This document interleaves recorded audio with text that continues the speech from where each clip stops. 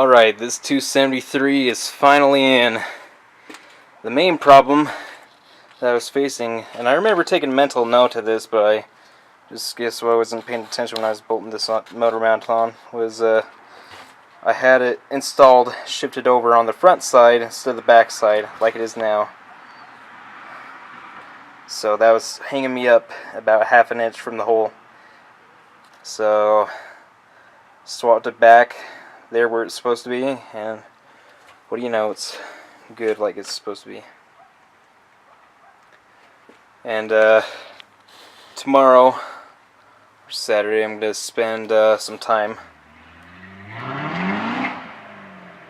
working on installing the cross member and basically everything else. So that's the green monster in the 1966 Barracuda in its glory.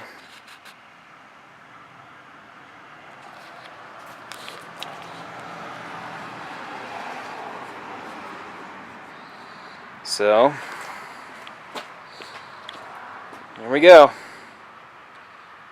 Mopar, no car.